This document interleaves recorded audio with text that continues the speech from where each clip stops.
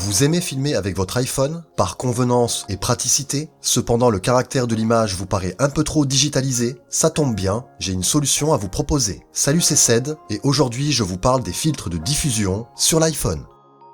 L'iPhone a toujours été mon smartphone préféré pour filmer, et encore aujourd'hui, même si beaucoup de rivaux commencent à l'égaler, c'est cet appareil que je choisirai, ou même conseillerais si votre décision serait d'utiliser votre smartphone principalement comme caméra. Mais voilà, tout n'est pas parfait, et si j'avais encore un reproche à lui faire, c'est l'excès de netteté de son image, augmenté par les algorithmes, afin de rendre celle-ci la plus agréable à nos yeux. Enfin, selon Apple bien sûr, mais pas pour tout le monde, moi le premier. Donc le but de cette vidéo est de vous proposer une solution pour pallier ce problème, soit avec un accessoire, ou bien même avec votre logiciel de montage. Ma première solution est d'utiliser un filtre de diffusion que vous intégrerez sur votre iPhone. Rappelons d'abord ce qu'est un filtre de diffusion. Comme son nom l'indique, ce filtre permet de diffuser la lumière et ainsi jouer sur le contraste de l'image et même créer un halo ou effet lumineux sur les sources de lumière. Ce filtre de diffusion réduit aussi la résolution de l'image et atténue donc sa netteté, l'objectif recherché. Pour l'installer sur votre iPhone, vous devrez d'abord vous munir d'un petit accessoire comme celui-ci afin d'y visser votre filtre. Vous pouvez également utiliser une cage adéquate compatible pour l'installation de filtres. Il existe beaucoup d'options disponibles, je vous mets quelques liens en description si vous le souhaitez, ce qui simplifiera vos recherches au cas où. Pour le filtre de diffusion, personnellement j'ai choisi celui de la marque KF Concept, une marque que j'utilise déjà et que je conseille.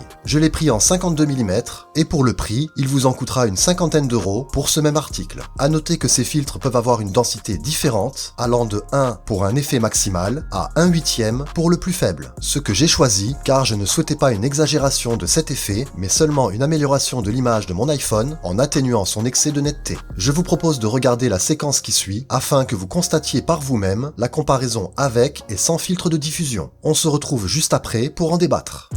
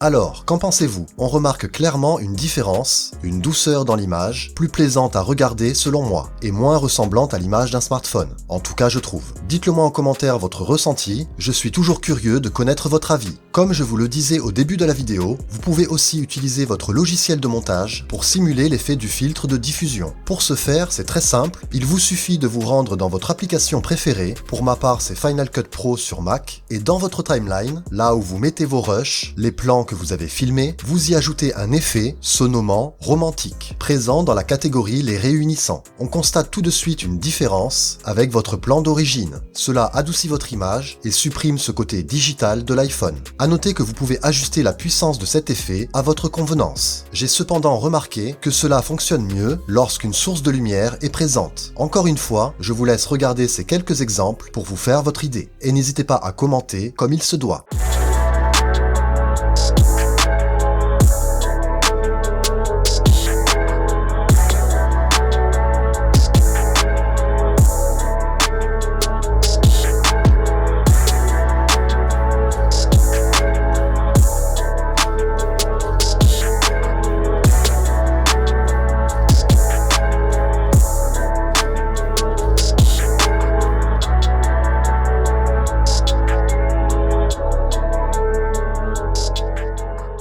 Cette astuce ne remplacera peut-être pas un filtre de diffusion à part entière, cependant, si vous avez déjà investi dans un logiciel de montage et que vous ne voulez pas nécessairement acheter un filtre de diffusion pour des raisons qui vous regardent, cette solution pourra sûrement vous convenir. J'espère dans les deux cas que cela vous a convaincu. Pour moi, c'est le meilleur choix pour améliorer le rendu de l'image de l'iPhone, en attendant qu'Apple se penche sur ce sujet, ou pas. Reste plus qu'à vous dire à la prochaine, bye!